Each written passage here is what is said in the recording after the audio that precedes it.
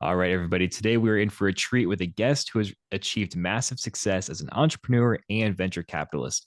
Prior to that experience, Randall Crowder started his career in the Army, where he became both airborne and Ranger qualified and earned 2 Bronze Stars along the way. After his military success, he went on to co found Texas Venture Labs, serve as the executive director of Central Texas Angel Network, led over 40 angel investments, and is now serving as the COO of Phunware, a publicly traded company. Randall, I'm very excited to have you here, learn more about your success. Welcome to the Define Success podcast. Matt, appreciate you having me, and welcome to Austin as well. Thank you. I know we just talked about that, but excited to have people like you coming here, and it's really exciting to see how Austin as a whole just kind of really changing. And so we need all the successful, really talented people thinking about success all coming here. Yes, sir. I agree with that. It's a perfect place to be. Well, I want to start off by talking about your career in the military. I've always been fascinated with people that serve in the military. I myself have never had the experience to go through the training, go through combat, but I'm very, first of all, thank you for your service. But I'm very interested of what did you learn about yourself through all this elite training, through combat, through serving your country? What were those big takeaways? Yeah, I will say it was tough, so I can't take much credit. So I got in. I went to West Point for undergrad. So I went in '98. Rumsfeld was downsizing the Army. We were in a very peaceful time, and so I had no idea what I was getting into. My senior year was September 11th, and I still remember walking into class, that first class after the towers fell, and couldn't have made this stuff up. We had this kind of real cartoonish colonel that was teaching this class. I mean, like iron jaw, like gravelly voice. And we kind of all sat down and everyone's like kind of shook from what just happened. And he's kind of looking around the room and he goes, "Well, cadets, you're all going to war." Mm-hmm. And it was like, that's when it kind of, hits you that, best laid plans went out the window. Everything we thought we were going to be doing, it's probably not going to happen that way. And obviously the world has changed ever since. So you grow up fast, and I think that's one of the benefits of the military is like you're voluntarily engaging in something that is extremely difficult and extremely out of your control, and some people still quit, and it's a real shame. In Ranger School we call it an LOM, or loss of motivation. But for the people who can stick it out, you learn a lot about yourself. You learn about your limitations. You learn about, pushing past those limitations because most of them are perceived. But I think one of the biggest takeaways for me was people. Watching kids, negotiate ceasefires, between tribal leaders, negotiate all these like very critical things that we did both in Iraq and Afghanistan. It's incredible. And it taught me to, always remember that sometimes, look at this, it work. I don't know if you can hear this. Right, so this is the beauty of, so if you don't know, I got to take one small diversion. So all this work from home crap, I couldn't get anybody to come back to the office. So we figured, you know what, let's move our office into a home. So now we're in this really cool home office in downtown Austin, but we converted it into an office. And that's cool. Mondays, I got to start planning these on Mondays because we got landscapers. But that's what the military teaches you, right? You got to take things you didn't plan for and figure out how to be successful around it anyways. And so planning for uncertainty was huge. Pushing past your limitations was important. Both of those are very personal things, but again, what I was saying is what you learn about other people was special to me, and so really thinking about how do you push leadership down to the smallest level, because this was the first wars that we fought without some big command and control. We had all been trained to learn how to maneuver tanks and massive battles against like a Russia or a China, on big open warfare, kind of what you saw in the first Desert Storm. And then we went to Iraq and Afghanistan, all that changed. It's all this very urban environment, nobody had a playbook for that. Nobody had a plan. You could maybe go back to Vietnam or a little bit of what we did in Somalia. But nobody knew. I mean, nobody had that experience. So we were all learning, we got ambushed going into our first base on like our second day after driving into Iraq.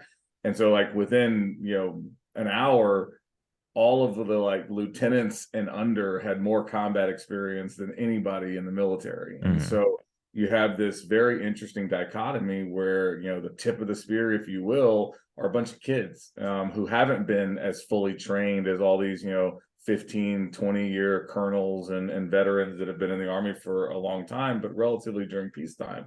And so you really had to rely on people to make the right decision, and rely on that kind of teamwork, because, you know, when you go around a building, you know, you're no longer, you know, in that command and control of, you know, a battalion or a company. You know, you have 3-person, 5-person, 10-person elements out there just doing the best they can. And, you know, it was really amazing to watch very young men and women, you know, make incredible decisions, sometimes, you know, life and death, and excel at it. And I learned that good ideas can come from the most unlikely sources. And that's always stuck with me, even in the private sector, where you got to create enough room for everybody to have an opinion. And ultimately, at the end of the day, sometimes you got to just be quiet and execute. But if you're a good leader, understanding how to get the best out of your people is something that I think we've excelled at in the armed forces, just because we had to, and just because the battlefield in Iraq and Afghanistan was so asymmetric and so unknown that you had to rely on small unit leadership, and that was huge. Yeah, that's an invaluable trait to have. I think today we definitely need another wave of young leaders like that for sure. Yeah, you know, it's every once in a while I try to stay off, so I'm not like a huge social media person. You know, so we got connected through a great friend, Todd Armstrong, and I got connected to him through a dear friend of mine, Dan Fleischman. And they both in different ways always encouraged me to kind of, you know, put my story out there, Yeah. and talk more, which I've always been reticent of. But occasionally I try when I do it to avoid politics, but sometimes I just can't help it, because the current generation just pisses me off Yeah. sometimes. And so, you know, it's sad. You're right. So I look at it in two different ways. And so, you know, talk about success. Sometimes that can be no more important than world affairs, right? And so you've got America has never existed before. Like, you know, you can feel, oh, Rome, and oh, you know, the Mongols and everybody else. No. You have a superpower surrounded by water with all the abundant natural resources to self-sustain outside of like a global economy. So we have a strategic and resource advantage that no one has ever seen before, ever. So like, America's, you know, good for us. I mean, I'm super proud to be in America. I'm super proud to be here, but we still play on a world stage. And so you have all these people right now talking about Ukraine and Russia and what's going on over there. And like, how do you define success? Is success just making sure that America doesn't spend any money and doesn't send any troops? Is that how you define success? Well, if you do, you're an idiot. You know, success, you know, how many people would love to go back and stop Hitler before his rise to power? The same people complaining about us funding Ukraine are complaining about, why didn't we stop Hitler? It was so obvious. It's like, yeah, you think it's obvious in hindsight, but it wasn't obvious when it happened. Right. And then, you know, millions of people died because we didn't stop them when we had a chance. So like in Ukraine right now, we're fighting a proxy war using Ukrainians who no one ever thought they'd be this good, but they couldn't have. They can't do it without us. They wouldn't be able to do it without, you know, our funding, without our equipment. They would have been rolled over a long time ago. That represents an existential threat. If Russia had just taken back over Ukraine, it's an existential threat. In 1 year, we've weakened Russia more than in decades of the Cold War. Yeah. And so Crazy. define success. Like, that's success. Like, it doesn't, you know, people are like, well, why, what about what about Palestine, East Palestine, Ohio? You're comparing a train derailment to Russia invading a sovereign, independent nation that is like the #1 wheat producer with access to unimaginable resources. That's the American generation we're dealing with right now. Yeah. The fact that you can compare those in the same sentence is shocking to me, and it just shows how stupid we are. But I'm also proud of why we're stupid, because people haven't had to fight. We've protected them from, you know, the atrocities of war and what that looks like. So anyways, I got on a diversion there, but it's like, you know, people really need to, whether it's in your business life, whether it's in your personal entrepreneurial journey, or whether it's in world affairs, step back and actually think for yourself. Like, don't just regurgitate social media. Don't just, you know, say, well, I don't want to piss anybody off, or, you know, don't post Black Lives Matter if it really doesn't matter to you. Like, don't just kind of constantly fit in this little thread that media companies have created for you. Think outside the box. Think for yourself. Push the envelope. Peter Thiel has a great book called 0 to 1. And one of the things he used to always do with every interview candidate, he'd say, tell me your one non-consensus thought. And so everybody should do that lesson right now. Like, if somebody who you want a job from or you want money from asked you, and maybe it's not one, let's say it's 3, can you fully articulate 1 to 3 different ideas that go against the grain? Interesting. A lot of people couldn't do it. Yeah. Because they've been so trained to be in the grain. And so with the grain, and so they'd be like, I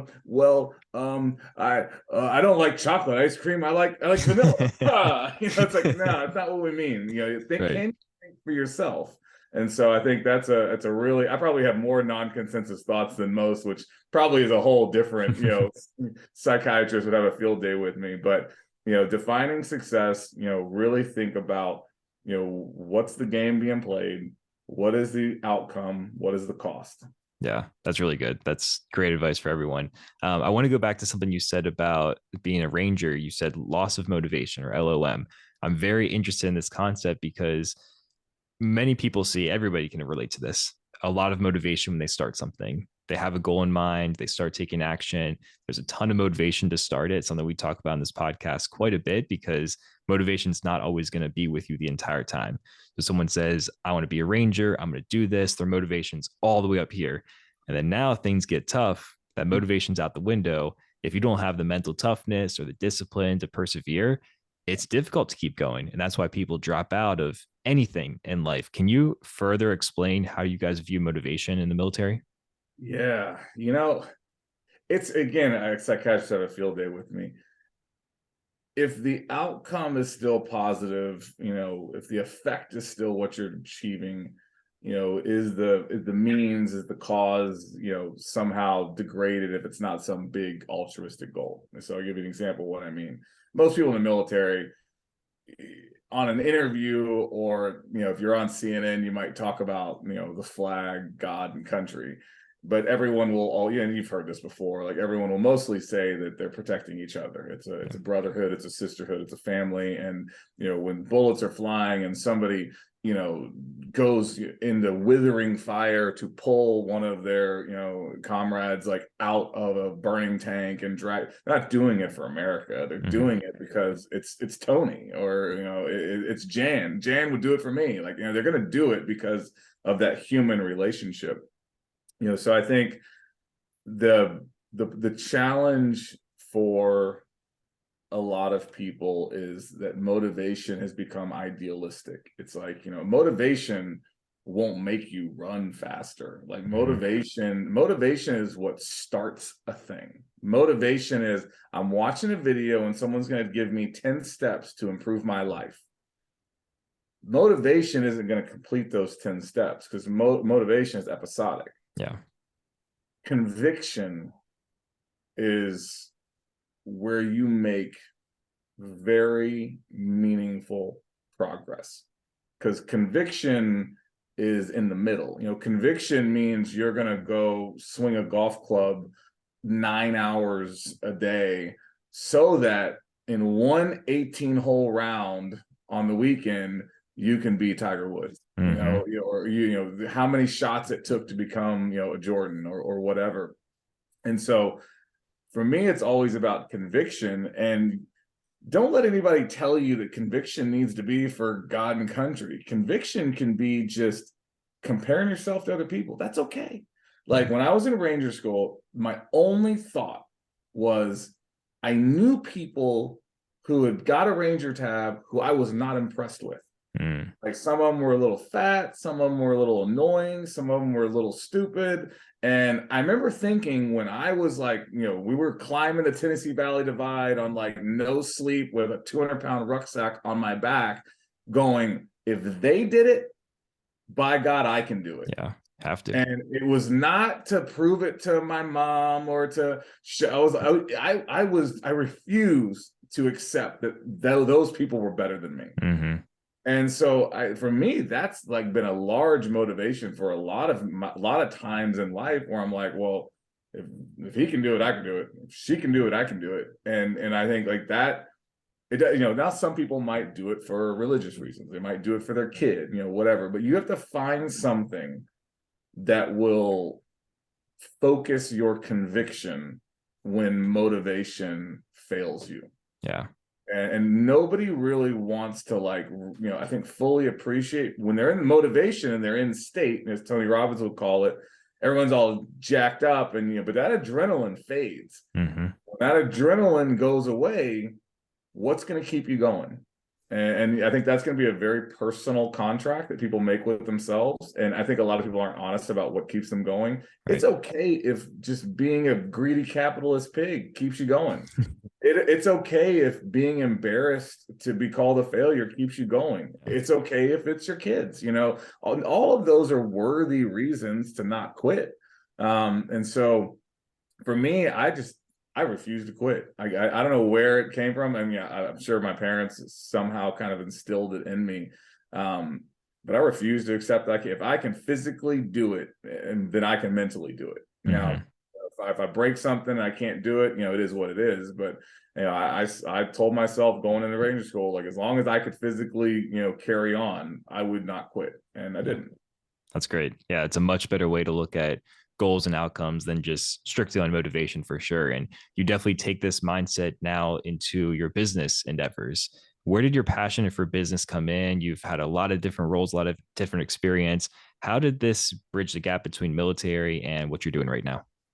Yeah, maybe it's a good question. I haven't ever given this answer before, but it kind of came to me as you were talking, because I think maybe because we were talking about the current generation, which again, there's a lot of really awesome things about the current generation too. So I don't mean to say that like, oh, back in my day, everybody says that, right?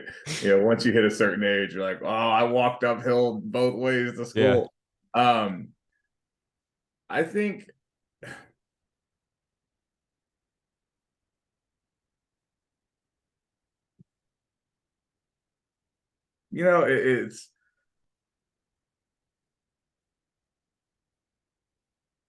it's tough. Like, I want to come back to it. I want to say something else, but I want to get to it in a different way.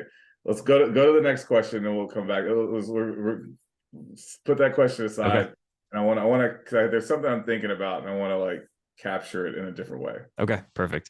So you've led a lot of angel investments in your career. What has separated companies that have succeeded from those who have failed? Ooh, good question. Besides conviction, well, honestly, so I always called it your walk away factor. Whenever I kind of came at business, and maybe I'll go back to the last question here in a second. I came at business through a weird kind of circuitous, just kind of going where the opportunity was. And so I ended up getting out of the Army, and I had about a year before. So I was stop loss. I had about a year before I was going to start my MBA program at UT. And so everyone was like, oh, you're going to travel, you're going to, party or whatever, like what's going on. And for me, it was like, I couldn't even fathom that. Like, I was like, no, I'm so far behind the power curve. Like my friends are doing billion-dollar deals on Wall Street. Like I got to get going. And so I kind of, made a list of 100 people that I wanted to meet. And, I knew that probably 50 of them weren't going to, even respond. And that ended up being about true. 20 of them blew me off, but kind of said, like, at least they responded. But like 30 I was able to meet with. And I kind of figured I'd be at some average around there, 25% hit rate or so. And so I started just meeting with people, and I was like, look, I'm a student, I'm not asking for anything. I don't need anything. I don't want a job. I'm going back to school, but I want to hear your story. So it was kind of the podcast, positioning before podcasts were a thing. Cool. And so I was doing personal podcasts, just, no recording devices, just me, somebody I wanted to either emulate or learn from. And, I'd try to like buy a coffee if I could, anywhere from buying a coffee, buying lunch, meeting them in the office, or at least a phone call. One of those people was Admiral Inman, who was an early investor in Dell and Oracle. Previous to that, a deputy director of the CIA, very well-known gentleman, an incredibly intelligent person, has like a photographic memory. But has worked at the echelons of both military, public service, and is now here in Austin, but also venture capital. And he kind of, talked to me about, this idea of investing in startups. And at the time, I really wanted to be an entrepreneur, but I didn't have anything I was like really passionate about to start. So I was like, well, cool. Well, I'm trying to figure out what I want to do with my life. I want to learn about, how entrepreneurs think about investors and how investors think about entrepreneurs. So I'll kind of know my enemy. I'll go work for investors so that when I'm an entrepreneur and I go see an investor, I kind of know how they think. That's cool. And that's what led me into angel investing and then ultimately venture capital. But I will say the ones that were more successful had a higher walk away factor. And what I mean by that is I remember this one time, so I ran the Central Texas Angel Network, grew that to be the most active angel network in the country. And I remember one day we were doing these pitches where entrepreneurs would kind of like a pitch day where entrepreneurs would come in, pitch a room full of angels, and literally back to back. The first one was these two guys from New York, like traders, and like, they'd actually been successful, and then they'd been successful both in their career and then with like a startup, and they were like raising money for something that was tied to what they had previously done or done well. And I mean, it was like exactly what you'd want. These are successful, they're polished, presentation was on point. And we asked, one of the angels had asked, like, so how much are you putting into the deal? And the guy kind of made a flippant response, which, by the way, is a true response, but I'll tell you why it was impactful to me in a second. He goes, well, I'm not putting any of my own money into it. That's what I'm here for you guys for. And the guy's like, okay. I mean, and that's a totally fine answer. If you can play with the house's money, by God, play with the house's money. The next one up was this woman who was a teacher and had like refinanced her house, like sold her 401k, maxed out 3 credit cards. Her parents had invested like her kid's college fund that grandpa and grandma had a fund for her kid. They had invested that. I mean, it was like they were so all in. She could not fail. Like she could not quit. Like everything in her generation, the generation before her, the generation before that, and the generation to come was invested in this deal. And she raised her full round. The other two gentlemen did not, and she was ultimately successful.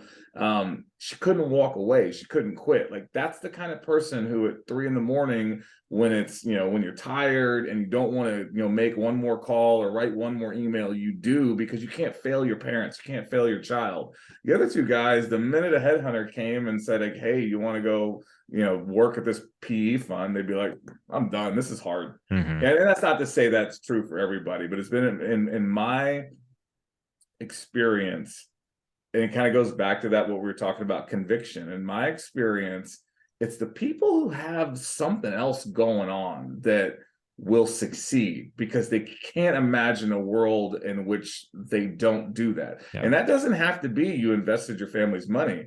There's a gentleman, I won't say his name here because he's very well known, but he worked at a very well known California-based venture fund that I know very well.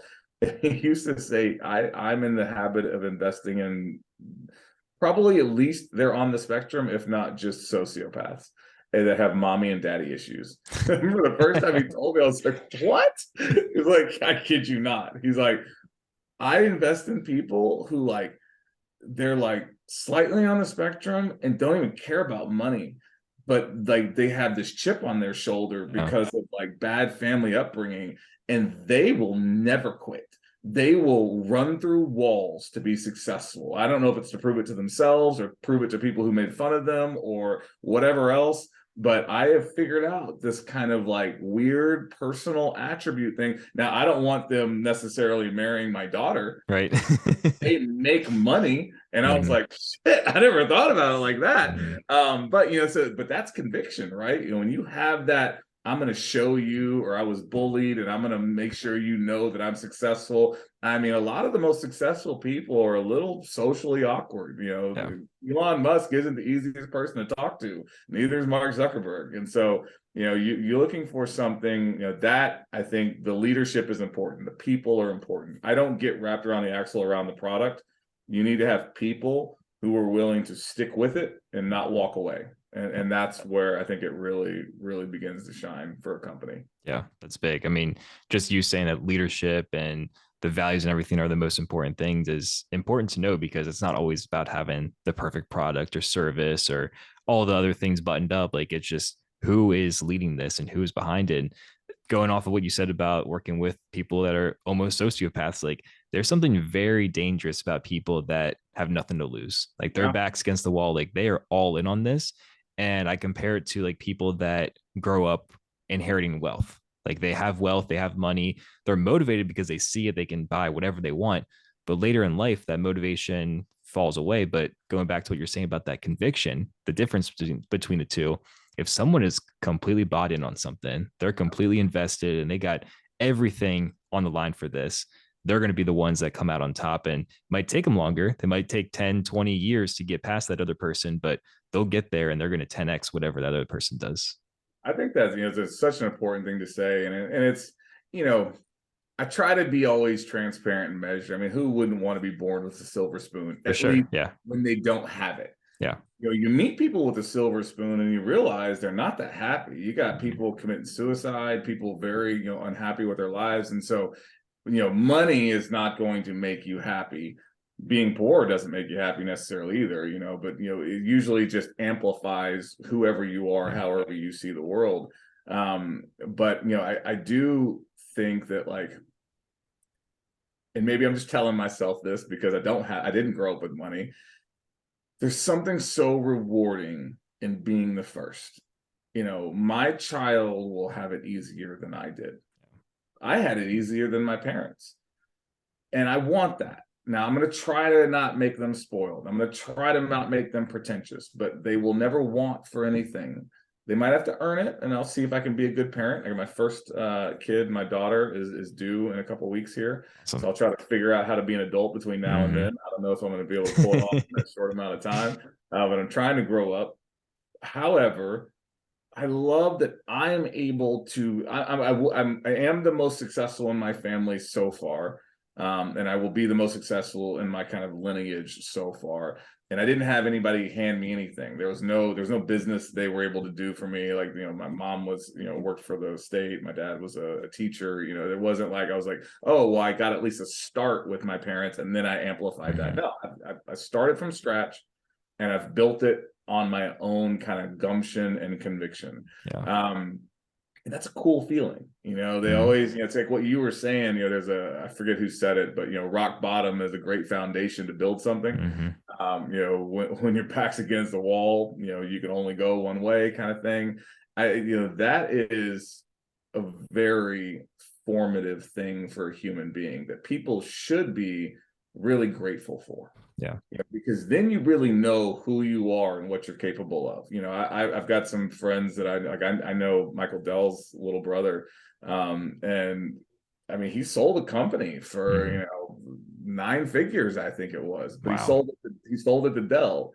And so, like, I think he's okay with his life. I'm sure he's very happy with his life. I've seen his house, I've been to his house, he's very happy. But there's always that question, like, if he didn't have Big Brother Dell as an entrepreneur, as a brother, as a successful entrepreneur as he was, would he have been as successful as he was? You always have in the back of your mind, do I only have this because of him? Yeah. And even if you don't admit it outwardly to anybody else, and even if you seem happy, in the quiet moments when you're by yourself, there's a little bit of like, the money's nice, but we're really here on this earth to self-actualize.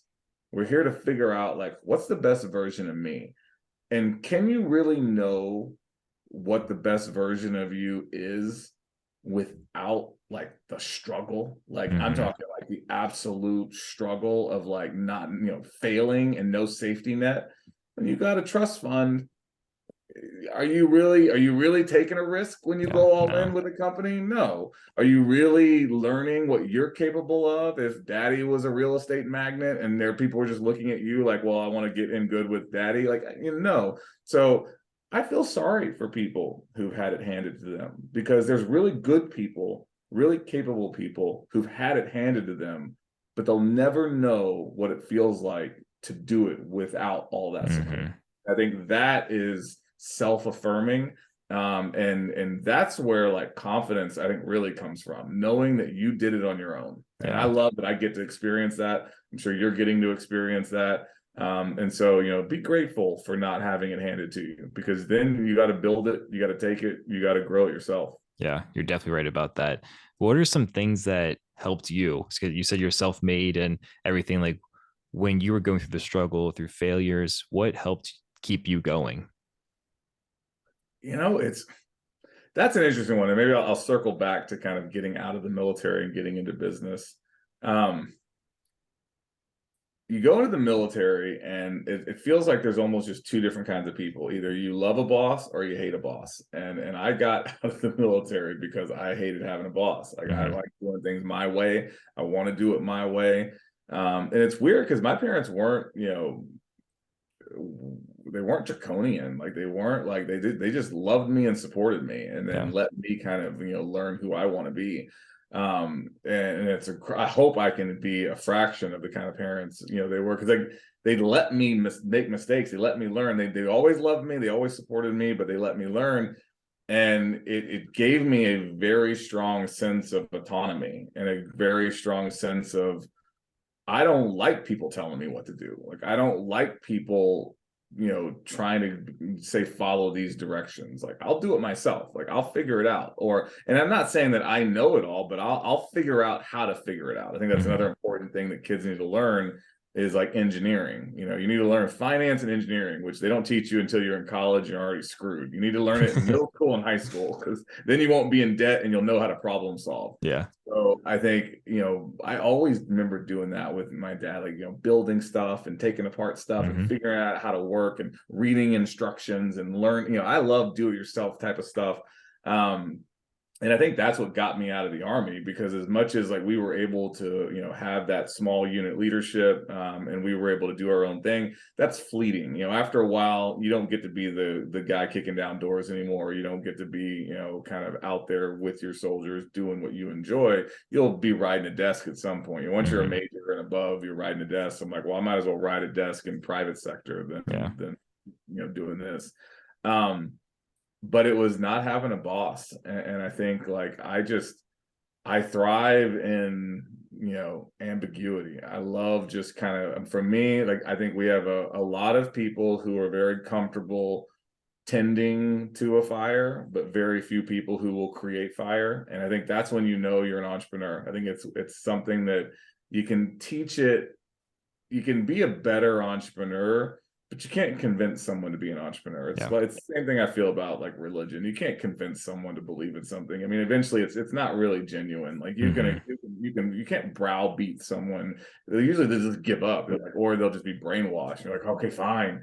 You know, but usually some of these things, they start just kind of, I don't know why. Like, you know, it's like, why do you love somebody? I don't know. I just love them. I want them in my life. Like, you know, why do you believe in God? I don't know. I can't prove it. I just believe in something greater than myself. And, you know, maybe we all call the same divine entity the exact same thing. And maybe that entity is just energy and it's not even a guy in a robe. You know, it's, I think people, that kind of just belief in something, you know, I think people should really explore that for themselves. Like, you have this true north inside you that's usually trying to guide you to the best version of yourself.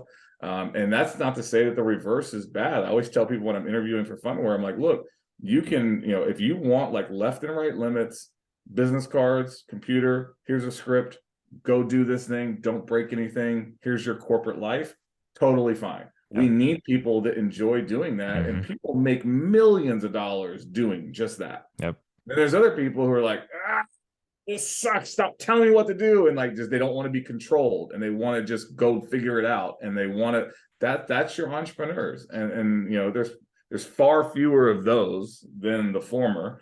That's what I'm always looking for, and that's always been me. Like, I just, there's like something, there's a glitch in the matrix. Like, when people tell me what to do and to follow this order, I'm like, I'm always thinking about ways to do it differently. And I think that's, you just gotta, you know, if you feel that way, don't dim that light. let it shine, and don't feel like you gotta, fit in with everybody else. Because I did that almost when I was getting my MBA. I was actually everybody at Macombs was going to be a consultant. You go through that's like the most high paying job right out of business school. Everybody was studying for it, and like I found myself studying for it, and like I got through like final interviews with like 3 or 4 major consulting firms, and then just canceled them all like at the end. Like I remember one lady from Bain was like, "What are you doing? Like the attrition rate to get to final interviews is like Stuff. 99%. Like nobody gets to like the final interviews. Like we select like 4. Like why are you canceling?" And I'm like, I don't want to be a consultant. I knew it when I started. I don't want to live in a hotel. I don't like traveling, for work. I don't want to live out of a bag. And it's like deploying to the military. Like, I don't want to deploy. I want to be home with my family and friends and control my life. I was like, I don't want to do it. I was like, I knew that before I went through all this, and I don't know why I did it, but I was getting sucked into going with the grain. And then thank goodness I was like, no, I'm not doing it. And I went and I've never given my resume to anybody ever. I've created every job opportunity I've ever had. That's and amazing. I plan to do that till the day I die. That is really cool. That's a great way to, or a great thing to live by and be proud of. That's awesome. What about today? Fast forward to your day to day. Are you someone that's, because you're leading a publicly traded company? There's a lot on your plate right now. Are you someone that is doing like a morning routine? You still look jacked right now. You working out? Like, what things do you do on a personal level to prepare you for your large tasks? Working out is huge, Yeah. So and do not do steroids. Like I've never done steroids. And so if you look at pictures of me from like, college to now, which is I shaved my head so I don't look as old as I am, but I am old. I've looked the same for 20 years. I've never changed. And that's because it's always just been good diet, good workout, but more importantly, consistency. Yeah. For me, my routine, I'm OCD in my routine. Like that's good. there is, I think what this is another famous quote.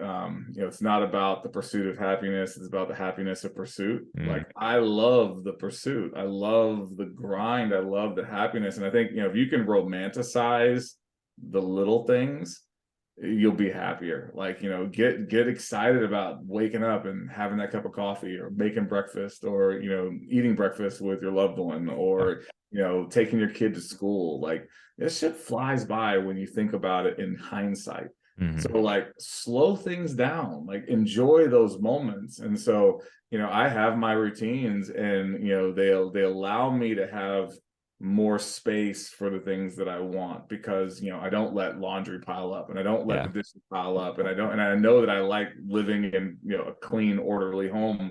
But then I also make sure that I work out every single day. And people are always like, oh, and people, I love people that have opinions on what your capabilities are. Right. So I worked out in obviously sports in high school, like everybody else. But I remember people like, oh, once you go to like West Point, you're not going to have time to work out. And like, I've gotten better shape. And then people are like, oh, well, once you go to like Ranger School, you're going to lose it all. And like, you're not going to have time to work out. And it's like, I lost it, but I gained it back. And it's like, oh, once you deploy, you're not going to have time to work out. And we made a gym, everywhere we went. And I worked out with like MRE boxes. And like, I'm in a Flex article with like my makeshift gym, of what I used in Iraq one time. And then like, oh, once you get out of the army, you got to be physically fit. So once you get out of the army, you're not going to be able to do that anymore. Like not when you're not, when you're at school, still did it. Oh, well, once you're an entrepreneur, you're not going to be able to be successful as an entrepreneur and still work out, still did it. Oh, everyone always has an opinion on what your capabilities are, because if you do it, it's a shining reminder of what they failed to do. Yes. People, it's where that saying comes from. Misery loves company. People always want to tell you what you can't do, because then when you do it, it makes them feel like shit that they didn't do it. It's like most people are just lazy. So I will work out all the time until I die. I have no goals. I don't power lift. I just enjoy it. And me working out for an hour or two a day makes the rest of my day better, because people confuse this all the time. Just because you're busy doesn't mean you're productive. And just because you're productive doesn't mean you're effective. 1 hour of my time might be worth 5 of yours. Not yours, Matt, because I know you, but like, a lot of the people that claim to think they know what your limitations are, like, just because you're at the office doesn't mean you're working. You're at the office screwing around on Amazon or TikTok, and you're just your butt is in a seat. So you're active, but you're not getting anything done. Mm-hmm. And so everyone, even in the Army, has always known this about me. Like, I will work out every day. I mean, there's some days you have to miss, but for the most part, every day. And when I'm back, I will work harder and better in the time that I have because I took that time off to work. And I do my best thinking while I'm working out or while I'm running. I run a lot. People don't know that about me, but I'm an avid runner. And so like that's how like my brain starts to form new thoughts and new ideas. And so whether it doesn't have to be working out, whether it's painting, riding a bike, playing with your kid, like you need to have balance so that you have something to reset that motivation, that conviction, or just if you're just diets don't work. Like I just eat healthy and I eat in moderation. Like diets don't work because it's too extreme. You need to find your groove and then just execute. Yeah, that's good, man. Really good.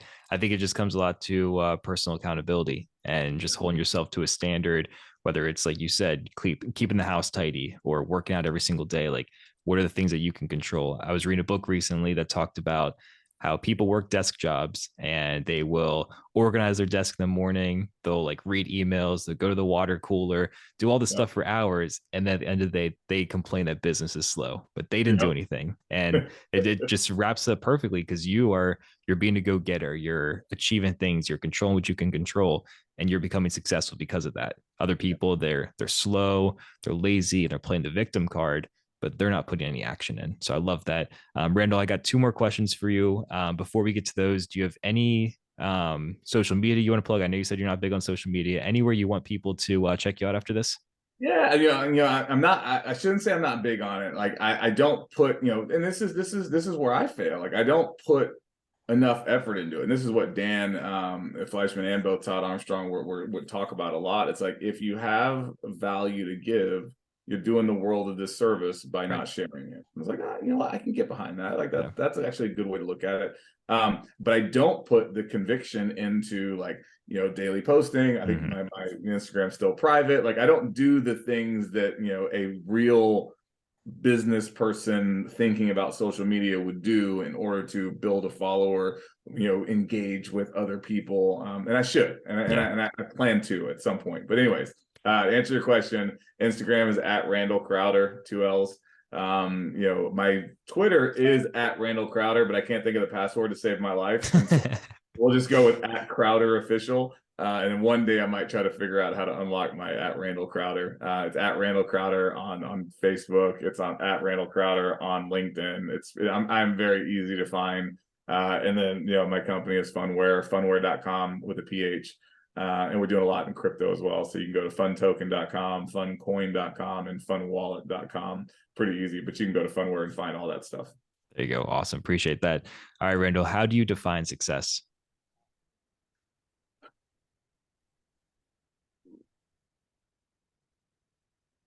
Living with the result of your effort. Like, if for me, success is less about a social construct, hey, I made $10 million, or hey, I can, work indefinitely remote and I don't have to like, punch a clock. All those are good. But I think success for me is living without regret. Like not thinking I could have pushed a little harder, not thinking I could have given a little more, not thinking I could have, would have, should have, but living with the result of my effort and being okay with that. Yeah. Being content with that. Like I want to be the best version of myself. Now, I might hit a crossroad. I have a feeling I will. Like when my kid gets here, and I think to myself, if I just kept my foot on the gas, I could be a billionaire by the time I'm 52, whatever. I'm making it up. But I'm looking at that little girl's eyes and thinking, you know what? I'm okay being a tens of millionaire or hundreds of millionaire, something less than that goal, because I get to spend more time with her. That's big. And so that's still success. Like my success isn't defined by I got to be on the cover of Forbes, or I've got to do all these things. It's saying I'm okay with where I'm at, and I put the effort into the things that I wanted, because value is more important than investment. What's your return on value, not your return on investment? I didn't go to school in order to get a certain salary or make a certain amount of money. I went to school to be happy, because it afforded me opportunities to be happy. And maybe even going beyond happy, if we say that conviction is more important than motivation, I would say that joy is more important than happiness. Happiness is also episodic. Can you find joy in your life, in the people you love, and the people around you? And can you be content in those moments? That's real success. Yeah, I love that. That's a great definition right there. All right, my last question for you to close us out. There's got to be at least one person listening to this that is looking for direction in their life. They want to become successful, but they are lacking their purpose, direction. What advice would you give that one person? So I'm going to steal this. I wish I could remember his name. I want to say it's Jimmy something. So I always like to try to cite things when I steal somebody else's stuff. But if you ever watch Free Solo, that guy who climbed El Capitan without any safety gear, his friend Jimmy something was basically the cinematographer for it, and he had asked him many times to film him, and he always told him no. He's like, because I have this fear that I'm going to watch my friend fall through frame to his death. I'm going to film my own friend's death. Like, there's no way a human being should climb El Capitan without safety. It's crazy. Spoiler alert, if you watch the movie, he did it, which is the single greatest athletic feat known to man, in my opinion. Forget baseball, basketball, football. Climbing El Capitan, which is a sheer granite rock face without any safety equipment, is next level athleticism. Yeah. But ironic that his friend who filmed him doing that, his quote is, "Commit, then figure it out." I like that. Which is crazy to think like a mountain climber does that, but that's what they do. I mean, you reach up and you're grabbing for just a tiny little indention in a rock face, and you got to commit to grab it, and you don't know if you're going to be able to pull yourself up, but you figure it out. Then you get the toe hold, then you keep walking. I mean, it's incredible to think what these people do. But I would say that for like these entrepreneurs, like, commit to something, then figure it out. Stop over engineering it. Stop second guessing yourself. Go. You want to get in shape, buy the membership. That's step one. Then hey, now you're paying, and don't do it month to month. Buy a year. Commit. Figure out how to get there and start going and stay in there and keep going. You want to start a podcast, commit. Buy the equipment. Schedule your first month's worth of video recordings, and guess what? You got to show up. You better show up. It's your reputation now. So many people, they're writing their business plan, they're taking their notes, they're planning it, they're plotting it, they're thinking about it, they're going to get their logo dialed in, they're going to maybe order some t-shirt. No. Commit. Do something that forces you to take action, and then figure it out as you go. Take one step, another step, take another step, and just keep committing, and then figure it out. And I guarantee you move faster than overthinking, over engineering, over planning. Yeah, that's a gem right there. Well, Randall, I appreciate you so much for coming on, dropping all this value, and sharing your story of success. Thank you so much. Thanks, Matt. I really appreciate it. Thanks for having me on. Yep.